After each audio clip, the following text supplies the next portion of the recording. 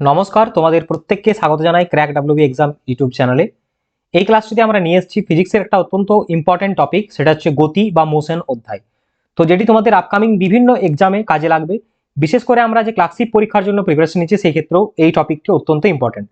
তো সাধারণ বিজ্ঞানের ক্ষেত্রে মোশন একটি অত্যন্ত ইম্পর্টেন্ট চ্যাপ্টার। চলো আমরা ক্লাসটা শুরু করি। যারা ক্লাসটি দেখছো তোমাদের বলবো প্রথম থেকে শেষ পর্যন্ত দেখো, ক্লাসটি অনেক কিছু কনসেপ্ট তোমরা এখান থেকে শিখতে পারবে, ঠিক আছে? তো আজকে আমরা হচ্ছে মোশন পড়বো। তো আসলে মোশন বিষয়টা কি, মোশন বা গতি বলতে আমরা কি বুঝি, চলো একটা প্র্যাকটিক্যাল তোমাদের ছবি দেখাই। এখানে দেখো, বাম দিকে রয়েছে একটি বাস চলছে, ওকে। আর ডান দিকে দেখো কতগুলো বই একটা টেবিলের উপর রাখা আছে। তো তোমরা এটা দেখে কি সেন্স করতে পারছো বলো? আচ্ছা, আমি বলে দিই তোমাদের কি সেন্স করতে পারছো কি পারছো না।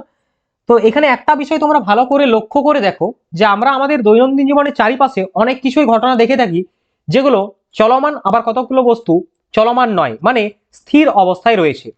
তো ভৌত বিজ্ঞানের ক্ষেত্রে বা ফিজিক্যাল সায়েন্স, বা যদি আমরা ফিজিক্স বা ফিজিক্সকে দেখি পদার্থবিদ্যার ক্ষেত্রে, সেই ক্ষেত্রে একটা কনসেপ্ট রয়েছে, সেটা হচ্ছে গতি বা মোশন। তো এই ক্ষেত্রে যদি আমরা বলি তোমাদেরকে যে বাম দিকের ছবিটির কথা, বাম দিকে যে বাসটি চলছে, অর্থাৎ এটি কি মোশন অবস্থায় রয়েছে, গতিশীল অবস্থায় রয়েছে, তাই তো? কিন্তু আমরা ডান দিকের ছবিটি যদি দেখি স্যার, তাহলে বুঝতে পারবো যে বইগুলো স্থির অবস্থায় রয়েছে, অর্থাৎ গতিশীল অবস্থায় নেই। তাহলে দুটো ক্ষেত্রে আমরা কি দেখতে পাচ্ছি, মোশন কি রয়েছে, একটা চেঞ্জ হচ্ছে, সময়ের সাথে সাথে পরিবর্তন হচ্ছে, বাসটা চলছে, আর একটা পরিবর্তন হচ্ছে না, অর্থাৎ সময়ের সাথে সাথে যে বস্তুটা স্থির অবস্থায় রয়েছে সেটা স্থিতিশক্তি, মানে স্থির রয়েছে, রেস্ট। আর এটা হচ্ছে মোশন, অর্থাৎ যে পরিবর্তিত হচ্ছে। তাহলে আমরা এই প্রথম ছবিটাকে, বাসের ছবিটাকে, এটাকে আমরা মোশন বলতে পারি, তাই তো? এটাকে আমরা মোশন বলতে পারি। আর বইগুলো যেখানে রয়েছে এটাকে আমরা রেস্ট বলতে পারি, তাই তো? তো এই হচ্ছে বেসিক ফান্ডামেন্টাল কনসেপ্ট তোমাদের রেস্ট এবং মোশনের, ঠিক আছে? এরপরে আমরা তোমাদের বিষয়টা দেখাই। এখানে দেখো লেখা রয়েছে যে রেস্ট কি আর মোশন কি, স্থিতি কি এবং গতি কি। যে জিনিসটা তোমাদের বোঝালাম সেই জিনিসটা এখানে বলা আছে। দেখো, অবস্থার পারিপার্শ্বিক তুলনায় সময়ের সঙ্গে সঙ্গে পরিবর্তন হয় না, অবস্থান পরিবর্তিত হয় না, সেই বস্তুকে কি বলা হচ্ছে, স্থির বস্তু বলা হয়। আর বস্তুটির ওই যে অবস্থা, এই অবস্থাটাকে বলা হচ্ছে স্থিতি, ঠিক আছে, বা রেস্ট বলছি আমরা। তাহলে কি সময়ের সঙ্গে সঙ্গে কোনো বস্তু তার অবস্থান পরিবর্তন করছে না, সেই অবস্থার পরিবর্তন না করিয়ে একই অবস্থায় রয়েছে, এটাকে আমরা বলছি স্থিতি। যেমন বইগুলো তোমাদের দেখালাম টেবিলে রয়েছে, ঠিক একইভাবে গতি কি স্যার? না, গতি হলো যে বস্তুর অবস্থান পারিপার্শ্বিকের তুলনায় সময়ের সঙ্গে সঙ্গে পরিবর্তিত হয়, সেই বস্তুকে গতিশীল বস্তু বলবো আমরা। আর বস্তুর ওই যে অবস্থা, ওইটাকে আমরা বলবো গতি বা মোশন। আশা করছি তোমরা বিষয়টা বুঝতে পেরেছো। এরপরে তোমাদের কতগুলো শব্দ এখানে মনে রাখতে হবে। দেখো, বলা হচ্ছে যে স্থিতি এবং গতি এই দুটো আপেক্ষিক পদ। আপেক্ষিক পদ মানে রিলেটিভ টার্ম, আপেক্ষিক শব্দ, ঠিক আছে? একটি পরিস্থিতিতে বস্তু স্থির থাকতে পারে, কিন্তু অন্য পরিস্থিতিতে একই বস্তু গতিশীল হতে পারে। স্যার বুঝলাম না বিষয়টা, একটু উদাহরণ দিয়ে বুঝিয়ে দিন। পরবর্তী একটা ছবি রয়েছে, দেখো এই ছবিটার সাহায্যে তোমাদের আমি বোঝানোর চেষ্টা করব। এটা একটা কার, কার নাম্বার ধরো এ, ঠিক আছে? আর এটা একটা কার বি। তাহলে দুটো গাড়ি রয়েছে আমাদের। ধরো দুটো গাড়ি একই দিকে যাচ্ছে বা বিপরীত দিকে, এনিওয়ে ধরো এইখানে এই ছবির ক্ষেত্রে একই দিকে যাচ্ছে দুটো গাড়ি। এদের গতিবেগ ধরো 20 কিলোমিটার পার আওয়ার এই কারটার, এ কারের। আর বি কারের গতিবেগ 20 কিলোমিটার পার আওয়ার। তোমাদের আরো সিম্পল করে বোঝাই, অর্থাৎ দুটো গাড়িরই গতিবেগ সমান, মানে 1 ঘন্টায় 20 কিলোমিটার করে যায়। তারা একই সাথে পথ চলা শুরু করেছে এবং পাশাপাশি দুটো গাড়ি রয়েছে। অর্থাৎ এই ক্ষেত্রে তারা যদি সম স্পিডে যায় একই সাথে, তাহলে তাদেরকে নিজের দেখে মনে কি হবে, যে তারা স্থির অবস্থায় রয়েছে। ঠিক একইভাবে যদি আমি লক্ষ্য করি দুটো মানে গাড়ি, তাদের স্পিড যদি ভিন্ন হয়, অর্থাৎ একটা 20 হয়ে গেল, একটা 30 কিলোমিটার হয়ে গেল, তাহলে তুমি কি বলবে এখন, যে এটা গতিশীল অবস্থায় রয়েছে। তো সেই জিনিসটাই বোঝানো হচ্ছে এইখানে। দেখো, রেস্ট এন্ড মোশন আর related terms. For example, an object in one situation can be at rest, but another situation same object can be in motion. অর্থাৎ একই পরিস্থিতিতে কোনো একটা বস্তু স্থির হতে পারে, আবার অন্য পরিস্থিতিতে গতিশীল হতে পারে। উদাহরণটা তোমাদের বোঝালাম, দেখো এখানে একই গতিতে চলমান পাশাপাশি দুটো গাড়ি সাময়িকভাবে স্থির মনে হতে পারে, কিন্তু যদি আমরা দেখি যে গাছ মানুষের সাপেক্ষে কারগুলো কিন্তু গতিশীল অবস্থায় রয়েছে বা গতি অবস্থায় রয়েছে। এইটাই তোমাদের বোঝালাম এখানে। তো আশা করছি তোমরা কনসেপ্টটা বুঝতে পারলে।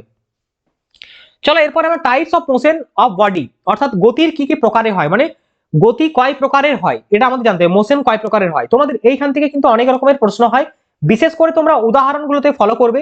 আর প্লিজ একটু নোট ডাউন করবে যে যে পয়েন্টগুলো তোমাদের মনে হচ্ছে, আমি বলে দেবো এখানে। দেখো, প্রথমে আমরা রেখেছি রৈখিক গতি কি। রৈখিক গতিকে বলা হচ্ছে রেক্টিলিনিয়ার বা ট্রান্সলেটরি মোশন বা লিনিয়ার মোশন। স্যার রৈখিক গতি মানে কি? দেখো তোমাদের ছবিতে আগে বোঝায় ভালো করে। দেখো এটা একটা সোজা লাইন লম্বা, এই একটা লাইন, এই একটা লাইন, তিনটে লাইন রয়েছে। এখানে বলা হচ্ছে কোন একটা বস্তু দেখো কি করছে, নির্দিষ্ট সময়ে সমান্তরালভাবে একই সরলরেখায়। মানে যদি আমরা দেখি যে প্রথমে এটা এ ছবি, নাম দাও তোমরা, এটা বি, এটা সি, ঠিক আছে। তো দেখো লিনিয়ার বা রৈখিক গতি কিরকম, একটা এ বস্তু এখান থেকে পথ চলা শুরু করেছে, লম্বালম্বি চলছে, ঠিক একইভাবে ওই বস্তুটা বি পথে দেখো যাচ্ছে, এগিয়েছে অনেকটা, সি পথে এগিয়েছে, অর্থাৎ বস্তুটি সে একই প্যাথ বা একই পথ দিয়ে কিন্তু একই গতিতে যাচ্ছে। তো এইটাকে বলা হচ্ছে রৈখিক গতি। স্যার আর একটু ভালো করে বোঝান। আরো একটা তোমাদের ছবি উদাহরণ দিয়ে বুঝিয়েছি আমি এখানে। দেখো একটি কি বলতো, মানে এইগুলো তোমরা পার্কে দেখেছো, এই বিষয়গুলো তোমরা পার্কে দেখতে পাবে, বাচ্চারা এখানে বসে দেখেন সোজা নেমে যায়, ছোটবেলায় অনেকে করেছো তোমরা, ঠিক আছে। তো এইগুলো সাহায্যে আমরা বুঝতে পারবো রৈখিক গতি মানে কি করছি আমরা, স্লাইডিং পেন বরাবর একটা ইনক্লাইন পেন বরাবর উপর থেকে নিচে নেমে আসছি। মানে বলা হচ্ছে কোনো বস্তু যদি সরল রেখা বরাবর গতিশীল হয় এবং বস্তুটির প্রত্যেকটি কণা বলেছে এখানে, পার্টিকেল বলেছে, যেহেতু ভৌত বিজ্ঞানের কথা, নির্দিষ্ট সময়ে সমান্তরালভাবে সরল রেখায় একই দূরত্ব অতিক্রম করে, সেই বস্তুকে রৈখিক গতি বা চলন বলা হয়। উদাহরণ তোমাদের একটি বলকে উপর থেকে নিচে নামলে, ধরো একটা বল তুমি এখানে আছে, এই বলটা উপর থেকে নিচে ছেড়ে দিলে, নিচে পড়বে সরলরেখা বরাবর, তাহলে এই ক্ষেত্রে আমরা কি বলবো, এটাও কিন্তু লিনিয়ার বা রৈখিক গতির উদাহরণ। তাহলে আশা করছি তোমরা রৈখিক গতি কি বুঝতে পারলে। এরপরে 2 নম্বর চলো, বৃত্তীয় গতি বা সার্কুলার মোশন। দেখো বাড়িতে আমাদের প্রত্যেকেরই ফ্যান চলে, তোমরা আমার কথাটা আগে মন দিবে এবং যেখানটায় বোঝাচ্ছি সেইখানটা বুঝবে। দেখো বাড়িতে ফ্যান চলছে, উপরে ঘুরছে, তাহলে এটা কি বৃত্তীয় গতি, তাই তো। কোন একটা বিন্দুকে কেন্দ্র করে, এটা ধরো পাখার সেন্টার, পাখাটা ঝোলানো আছে, তো এইটাকে কেন্দ্র করে পাখাটা ঘুরছে এরকম, তাই তো। ঠিক একইভাবে দেখো সূর্য স্থির রয়েছে, তার চারিদিকে পৃথিবী ঘুরছে পশ্চিম থেকে পূর্ব দিকে, তাই তো। ঠিক একইভাবে মেলায় তোমরা অনেকে দেখেছো নাগরদোলা, ঠিক আছে, এই যে নাগরদোলা, নাগরদোলা কিন্তু এইভাবে ঘুরে চলে, তাহলে মাঝখানে একটা স্ক্রু রয়েছে এখানে। তো কোনো একটা নির্দিষ্ট বিন্দুকে কেন্দ্র করে তার চারিদিকে যখন বৃত্তাকার পথে ঘুরতে থাকে, তখন সেটাকে আমরা বলছি বৃত্তীয় গতি বা সার্কুলার মোশন। একই জিনিসটা এখানে লেখাও রয়েছে। দেখো কোনো বস্তু কণা একটি বিন্দুকে কেন্দ্র করে তার চারিদিকে বৃত্তাকার পথে ঘুরতে থাকলে ওই কণাটির গতিকে বৃত্তীয় গতি বলা হয়। উদাহরণ তোমাদের যেরকম বোঝালাম সেরকম লেখা আছে। দেখো সূর্যের চারিদিকে পৃথিবীর প্রদক্ষিণ, পরমাণুর নিউক্লিয়াসের চারিদিকে ইলেকট্রনের গতি, বাড়ির ফ্যান ঘোরার গতি, এগুলো সার্কুলার মোশনের উদাহরণ। তোমাদের পরীক্ষায় প্রশ্ন এইভাবে হতে পারে, বাড়িতে ফ্যান ঘোরা কোন গতির উদাহরণ, 4টে গতি দিয়ে দিল তোমাদের, একটা পিক করতে হবে, সঠিক উত্তর হবে বৃত্তীয় গতি বা সার্কুলার মোশন। ওকে, আশা করছি এটাও বুঝতে পারলে। চলো আমরা নেক্সট যাবো। আর হ্যাঁ, যদি ক্লাসটি ভালো লাগছে, বুঝতে পারছো, তাহলে অবশ্যই লাইক করো, বন্ধুদের শেয়ার করে দিও পরে। আর চ্যানেলটিতে নতুন হয়ে তাহলে সাবস্ক্রাইব করে অল নোটিফিকেশনটা অন করে রাখো পরবর্তী বিভিন্ন আপডেট পাওয়ার জন্য। তো দেখো পরবর্তী আমরা বিষয়টাই যাচ্ছি। পরবর্তী বলা হচ্ছে এখানে দোলক এবং কম্পনশীল গতি, অসিলেটরি অ্যান্ড ভাইব্রেটরি মোশন। খুব একটা টিপিক্যাল টার্ম, একটা ডিফিকাল্ট টার্ম লাগছে তোমাদের সামনে, হয়তো শুনতে অনেক খটোমটো লাগছে, সহজ করে বোঝায় বিষয়টা। দেখো দোলক বা কম্পনশীল গতি কি। ওকে চলো তোমাদের পড়ে দিই বিষয়টা কি লেখা আছে। The motion in which a body moves to and fro, back and back and forth, to and fro, back and forth. দেখো এখানে কি হচ্ছে, এখানে অসিলেটরি ট্র্যাজেক্টরি মোশনের একটা উদাহরণ দিয়েছি আমি, এখানে অসিলেটরি মোশনের উদাহরণ দিয়েছি। চলো আমি আরো সিম্পল করে বোঝাই। ধরো এখান থেকে কোনো একটা বিন্দু ঝুলছে, এটা একবার এদিকে যাচ্ছে, একবার এই দিকে যাচ্ছে। ধরো এটা হচ্ছে বি পজিশন, এটা হচ্ছে এ পজিশন, ঠিক আছে। আর এইখান দিয়ে মাঝখান দিয়ে একটা উলম্বভাবে ঝুলছে, ঠিক আছে। তো কোন একটা বস্তু দুলতে দুলতে একবার এইদিকে একবার এইদিকে একবার এইদিকে একবার এইদিকে যাচ্ছে, তাহলে এইটাকে আমরা কি বলবো, একটা ফিক্সড পজিশনকে কেন্দ্র করে যখন কোনো বস্তু to and fro, to and fro, ঠিক আছে, সাইডে যাচ্ছে অথবা পেছন দিকে, back and back and back and forth যখন হবে রিপিটেডলি, ব্যাক অ্যান্ড ফোর আর টু অ্যান্ড ফোর, ঠিক আছে, যখন রিপিটেডলি বারবার হবে তখন তাকে বলা হলো অসিলেটরি মোশন বা দোলক দোলক গতি, ঠিক আছে, বা কম্পনশীল গতি। এরপরে অসিলেটরি মোশন এর অ্যামপ্লিটিউডটা যখন খুব স্মল হয়ে যাবে, ধরো এখানে খুব আস্তে আস্তে এটা বিষয়টা হচ্ছে, তাহলে এই যে স্মল হয়ে যাচ্ছে এইটাকে আমরা বলছি ভাইব্রেটরি মোশন। যেমন এক্সাম্পল পেন্ডুলাম ঘড়ির ক্ষেত্রে যেটা হয়, দেখো এখানে ছবিটা সেটাই বোঝানো হয়েছে, বুঝতে পারছো। চলো নেক্সট আমরা যাই। নেক্সট তোমাদের কিছু বিষয় এখানে রয়েছে গতি সম্পর্কে। দেখো বলা হচ্ছে দোলকের গতি পর্যায়ক্রমিক গতির উদাহরণ। চাকার গতি হলো অনুবাদক এবং বৃত্তাকার গতি, অর্থাৎ তোমরা বলতে পারো বাংলায়, ধরো বাস চলছে এখানে, বাসের চাকা ধরো এখানে দুটো রয়েছে, আমি তোমাদের উদাহরণ দিয়ে বোঝাচ্ছি। তাহলে কি হবে, এটা একটা লিনিয়ার হবে আর একটা সার্কুলার হবে, তাই তো। তাহলে লিনিয়ার এবং সার্কুলার কেন, সার্কুলার এইভাবে হচ্ছে দেখো, আর লিনিয়ার কেন, কারণ সামনের দিকে বাসটা এগিয়ে চলেছে। তাহলে লিনিয়ার এবং সার্কুলার কিসে হয়, চাকার ক্ষেত্রে হয়। তোমাদের এই বিষয়টা বললাম কেন, কারণ এখান থেকে প্রশ্ন পড়ে। বাসের গতি সরল রেখা বা বৃত্তাকার হতে পারে, যেরকম তোমাদের বোঝালাম। বেহালার তারের গতি হলো কম্পনশীল গতি বা ভাইব্রেটরি মোশনের উদাহরণ। কিসের? বেহালার যে তার হয় না, বেহালার যে স্ট্রিংসটা হয় যেটা সাহায্যে আমরা বাজাই, সেটা হচ্ছে এই তোমাদের কম্পনশীল গতির উদাহরণ। চলো নেক্সট আমরা দেখি, পরবর্তী আমরা যাব হচ্ছে 1, 2 and 3, অর্থাৎ ওয়ান ডাইমেনশনাল বা এক গতি, দ্বিমাত্রিক গতি, ত্রিমাত্রিক গতি, 1, 2 এবং ত্রিমাত্রিক গতি, 1, 2 and 3 ডাইমেনশনাল। চলো বিষয়টা আমি তোমাদের সিম্পল করে বোঝাই। এখানে প্রথমে আসছি ওয়ান ডাইমেনশনাল মোশন বা একমাত্রিক গতি আর আসলে কি। দেখো, যখন কোনো বস্তু অবস্থান শুধুমাত্র একই দিকে পরিবর্তন হবে তখন তাকে আমরা বলবো একমাত্রিক গতি বা ওয়ান ডাইমেনশনাল, অর্থাৎ ওয়ান থেকে এক, ডাইমেনশনাল থেকে মাত্রিক। ঠিক আছে, মোশন মানে গতি। দেখো গাড়িগুলো এখানে চলছে, একই দিকে যাচ্ছে, তীর দিয়ে বোঝানো হয়েছে এ থেকে বি। দেখো একই দিকে অর্থাৎ রৈখিকভাবে চলেছে, তাহলে এটাকে আমরা বলবো কি? One dimensional motion. ঠিক উদাহরণ তোমাদের দিয়ে বলা হয়েছে রাস্তার গাড়ির গতি বা অভিকর্ষের অধীনে অবাধে পড়া থাকা, অবাধে পড়া মানে ফ্রি ফলিং অবজেক্ট। অর্থাৎ উদাহরণ যদি তোমাকে বোঝায়, গাছ থেকে যদি একটা আপেল পড়ে, গাছ থেকে যদি একটা আপেল এখানে পড়ে নিচের দিকে, গাছ থেকে যখন একটা আপেল নিচের দিকে পড়ে সেটা তোমাদের ওয়ান ডাইমেনশনাল মোশনের উদাহরণ হয়ে যাবে। আবার রাস্তায় গাড়ি চলছে, সেটা ওয়ান ডাইমেনশনাল মোশনের উদাহরণ হয়ে যাবে। তাহলে তোমরা এইগুলো ওয়ান ডাইমেনশনাল মোশনের উদাহরণগুলো অবশ্যই মনে রাখবে। চলো নেক্সট আমরা দেখে নিই টু ডাইমেনশনাল মোশন বা দ্বিমাত্রিক মোশন আসলে কি। দেখো বলা হচ্ছে যখন বস্তুর অবস্থান দুই দিকে পরিবর্তিত হয় তখন তখন তখন তাকে বলা হয় বস্তুর দ্বিমাত্রিক গতি। যখন একটি দেহ বা বডি সমতলে চলে তখন গতিকে দ্বিমাত্রিক বলা হয়। মানে এখানে দেখো সূর্য রয়েছে আর প্ল্যানেট রয়েছে, দুই দিকে হবে, কারণ দেখো এখান থেকে এটা হচ্ছে প্লাস সার্কুলার হচ্ছে, তাহলে দুদিকে হচ্ছে। তাহলে এইভাবে আমরা বলছি টু ডাইমেনশনাল মোশন। যেরকম উদাহরণ দিয়ে তোমাদের বলেছে সূর্যের চারপাশে একটি গ্রহের গতি এবং প্রক্ষিপ্ত গতি দ্বিমাত্রিক গতির উদাহরণ। চলো পরবর্তী আমরা যাই। পরবর্তী তোমাদের বলা হচ্ছে থ্রি ডাইমেনশনাল মোশন। আশা করছি দেখো তোমরা ক্লাসগুলো বুঝতে পারছো, যদি ভালো লাগছে প্রত্যেকে লাইক করো।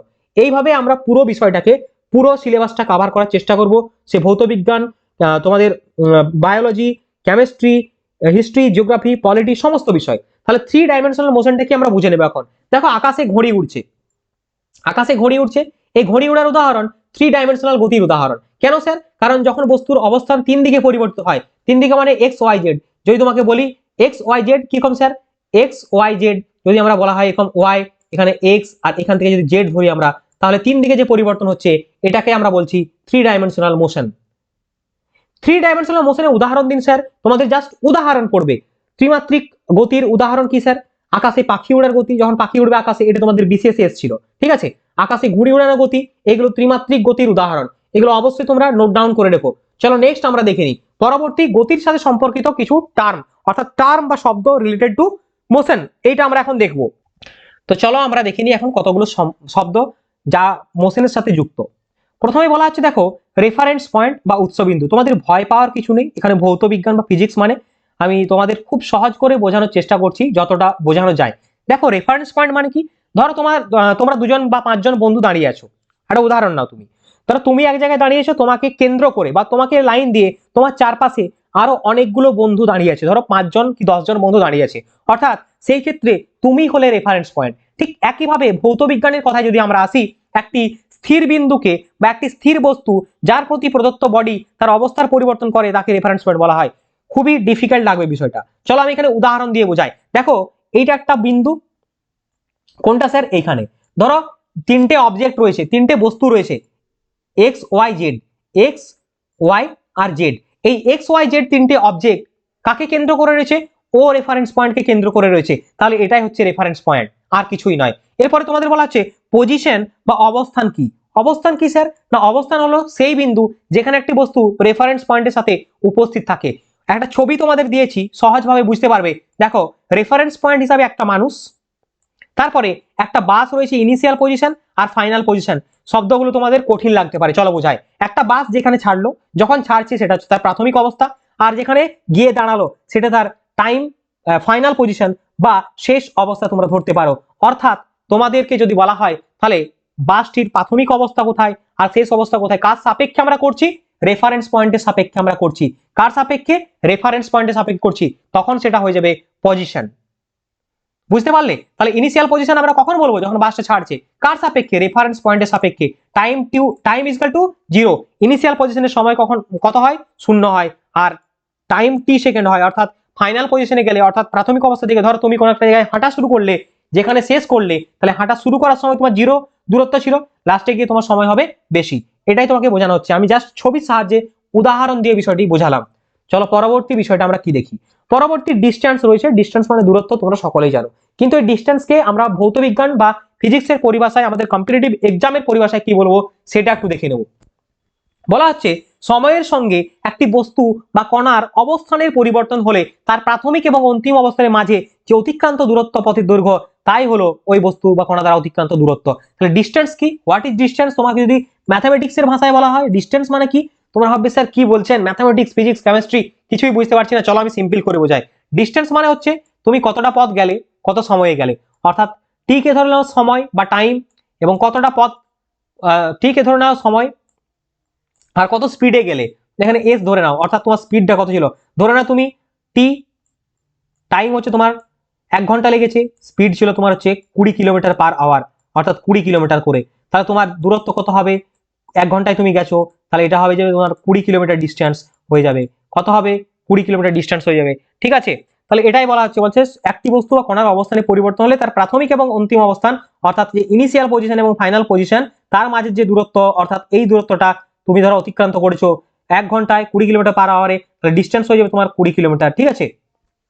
দূরত্বের মান আছে কিন্তু অভিমুখ নেই। দূরত্বের মান আছে তোমাদের বললাম, তোমাদের কত হলো স্পিড 20 কিলোমিটার/আওয়ার, এবং তোমাদের এখানে ডিস্টেন্স যদি বলা হয় 20 কিলোমিটার, অর্থাৎ মান আছে কিন্তু কোনো দিক নেই, দূরত্ব যেদিকে খুশি হতে পারে, তাই এটা হচ্ছে স্কেলার রাশি। এরপরে আসছে তোমাদের দেখো অতিক্রান্ত দূরত্ব কখনোই শূন্য হতে পারে না, অর্থাৎ ডিস্টেন্স কখনোই জিরো হয় না, এটা তোমাদের মনে রাখতে হবে। এই পয়েন্টগুলো তোমাদের পরীক্ষায় পড়ে, distance can never be zero.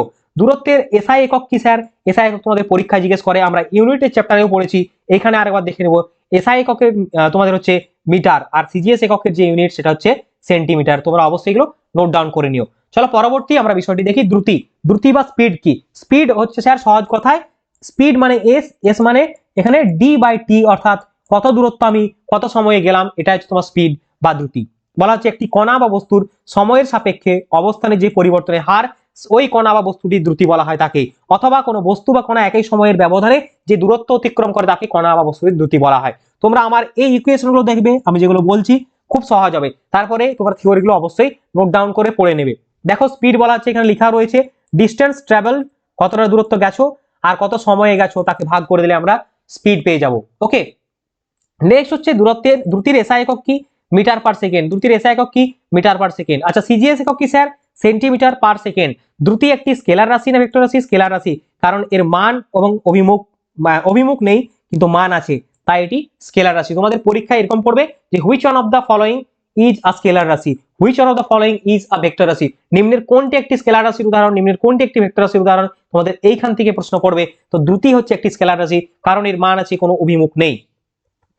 চলো পরবর্তী স্লাইডে আমরা দেখে নেব দ্রুতির প্রকারভেদ। অনেকগুলো দ্রুতি হয় বা তোমাদের স্পিড হয়, এখানে ইউনিফর্ম স্পিড, নন ইউনিফর্ম স্পিড এবং অ্যাভারেজ স্পিড। ধরো তোমাকে বলা হলো তুমি কত ডিস্টেন্স যাবে, ধরো তোমাকে বললাম যে 500 কিলোমিটার ডিস্টেন্স তুমি যাবে, অর্থাৎ 500 কিলোমিটার দূরত্ব তোমাকে পাড়ি দিতে হবে, তোমার স্পিড হলো 50 কিলোমিটার/আওয়ার, অর্থাৎ তুমি এই দূরত্বটা, এই যে দূরত্বটা 500 কিলোমিটার, এই দূরত্বটা 50 কিলোমিটার/আওয়ারে তুমি 50 কিমি/আওয়ারে তুমি 50 কিমি/আওয়ারে তুমি অতিক্রম করলে তোমার সময় লাগলো 10 ঘন্টা। তাহলে তুমি পুরো দূরত্বটা এই 500 কিলোমিটার কত স্পিডে গেলে স্যার, 50 কিলোমিটার স্পিডে গেলে, তাহলে তোমার কি হলো, এটা ইউনিফর্ম স্পিড হলো, এটাকে বলা হচ্ছে ইউনিফর্ম স্পিড, অর্থাৎ সম স্পিড, মানে একই স্পিডে যখন তুমি যাবে কোনো দূরত্ব অতিক্রম করে সেটাকে। নন ইউনিফর্ম স্পিড, তোমাকে বলা হলো 500 কিলোমিটার তোমাকে যেতে হবে, তুমি প্রথমটা বাইকে চালালে 50 কিলোমিটার করে, 50 কিলোমিটার করে তুমি 5 ঘন্টা চলে গেলে, তাহলে কত গেলে 250 কিলোমিটার। বাকি বাকি যে 250 কিলোমিটার দূরত্ব রইলো, সেই 250 কিলোমিটার দূরত্ব তুমি পাড়ি দিবে কত কিলোমিটার স্পিডে, ধর 40 কিলোমিটার/আওয়ার স্পিডে পাড়ি দিলে, তাহলে তুমি এটা কভার করবে। অর্থাৎ তোমার যে মানে স্পিডটা রয়েছিল সেটা তোমার নন ইউনিফর্ম হয়ে গেল, মানে কি একইভাবে চললে না তুমি। ধরো তুমি বাইকে কোথাও একটা যাচ্ছ, তোমাকে 20 কিলোমিটার যেতে হবে, প্রথমে তুমি স্পিড করলে মোটরসাইকেলে কত 50 কিলোমিটার/আওয়ারে, তারপর তুমি কি করলে না একটু আস্তে আস্তে যাবো, হাওয়া খেতে খেতে যাবো, চলো 20 কিলোমিটারে যায়, তাহলে এই যে তোমার গতির পরিবর্তন হচ্ছে, that's call uniform non uniform speed, ঠিক আছে। এরপরে অ্যাভারেজ স্পিড কি, অ্যাভারেজ স্পিড কিছুই নয়, অ্যাভারেজ স্পিড হচ্ছে তোমাদের এখানে কত ডিস্টেন্স তুমি গেছো, ধরো তুমি কত ডিস্টেন্স গেছো, S1, S2, S3, এগুলো দূরত্ব তোমার, এবং কত সময়ে গেছো, ধরো তুমি এখানে টাইম ধরে নাও T1, T2, অর্থাৎ সবগুলির যোগফল T3, তাহলে এগুলো সবকে যখন তুমি যোগ করে দেবে, এগুলো প্লাস সাইনে যখন করে দেবে, যোগ করে দেবে, ধরো কত দূরত্ব গেলে, ধরো তুমি 10 কিলোমিটার, 20 কিলোমিটার, 30 কিলোমিটার গেলে, স্পিড ছিল তোমার 20 kilometre per hour, 30 kilometre per hour, 40 kilometre per hour, সমান এখানে পেয়ে যাও তুমি অ্যাভারেজ স্পিড বা গড় দ্রুতি, তাই তো। চলো নেক্সট, পরবর্তী আমরা দেখবো ডিসপ্লেসমেন্ট বা সরণ।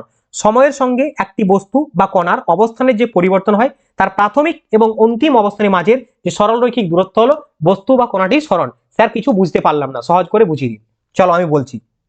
ধরো তুমি প্রথমে এইখান থেকে যাত্রা শুরু করলে, ঠিক আছে, এটা ধরো ভি নাম দিলে, তুমি এইখানে গিয়ে থামলে, এটা নাম দিলে তুমি ইউ।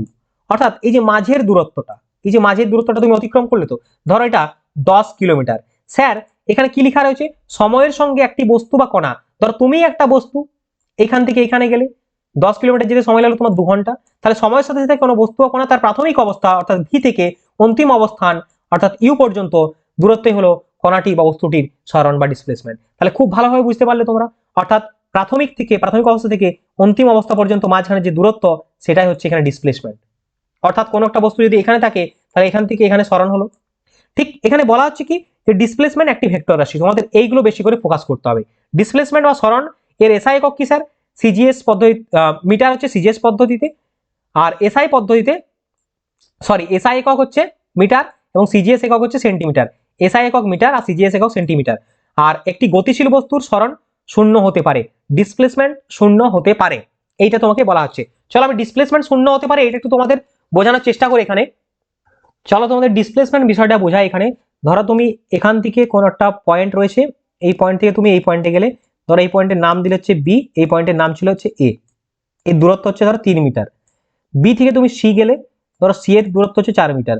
তাহলে সি থেকে যখন তুমি এ তে আসবে, এর দূরত্ব কত হবে?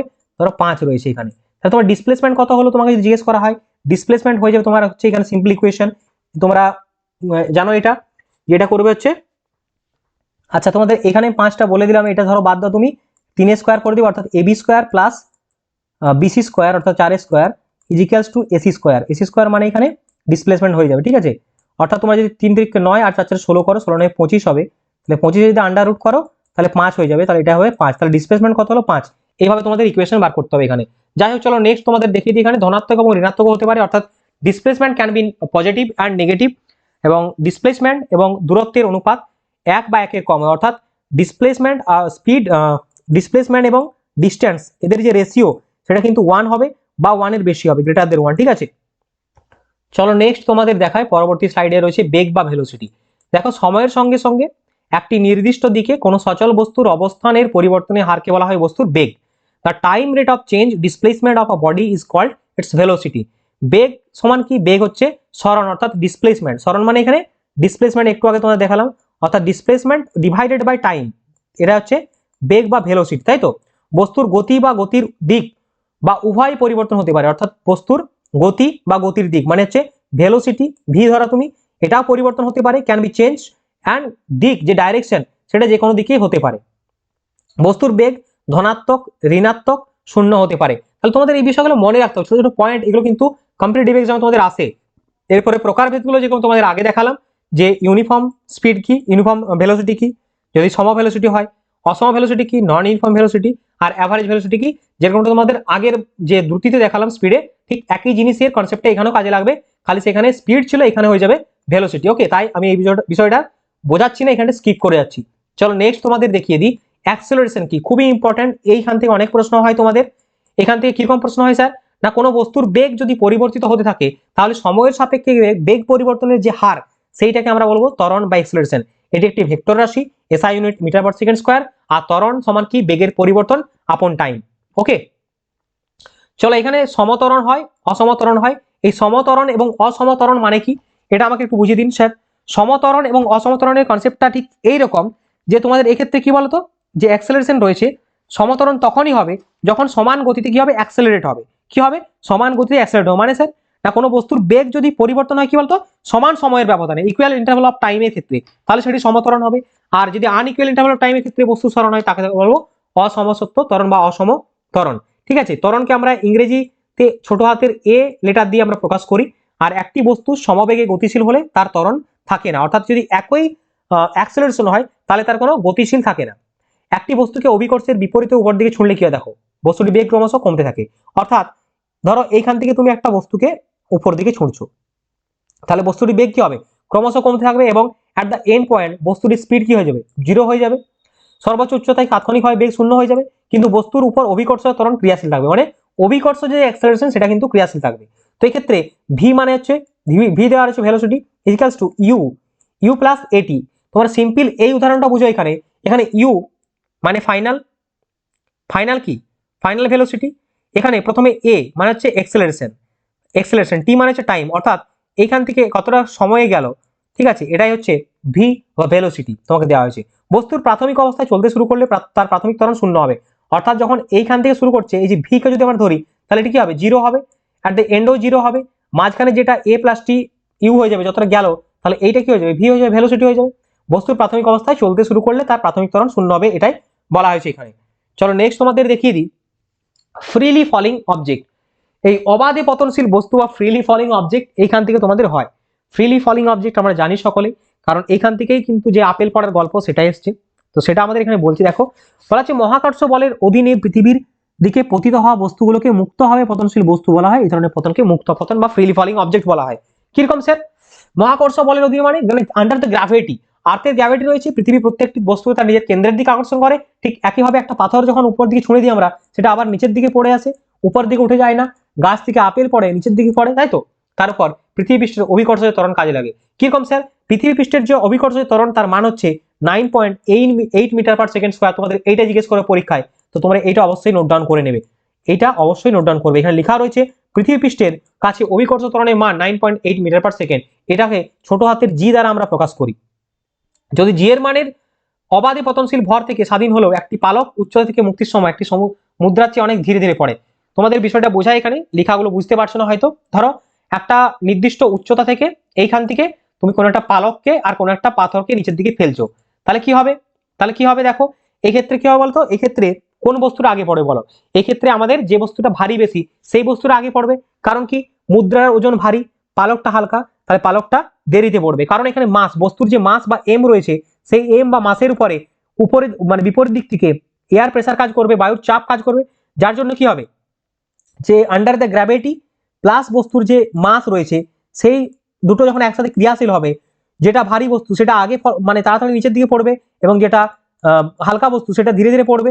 এবং এর ফলে কি হবে, যখন এই দুটো বস্তুকে আমরা ভ্যাকুমে নিয়ে যাব, অর্থাৎ বায়ুশূন্য মাধ্যমে নিয়ে যাব, তখন দেখবো আমরা দুটো বস্তুই একই গতিতে পড়ছে, কারণ কোনো সেখানে বাধা থাকছে না। কোনো বাধা না থাকার জন্য ভ্যাকুমের মধ্যে মুদ্রা, পালক, পাথর সমস্ত বিষয়গুলো একই সাথে পড়বে, ডিফারেন্ট মাস হওয়ার ক্ষেত্রে। কিন্তু তোমরা এমনি যদি অ্যাটমসফিয়ারে এসে করে ফেলো কোনো জায়গায়, তাহলে কিন্তু তোমাদের যেটা ভারী হবে সেটা আগে পড়বে, কারণ সেখানে কনস্ট্যান্ট জি কাজ করবে 9.8 metre per second square, plus বস্তুর যে মাস সেটা কাজ করবে।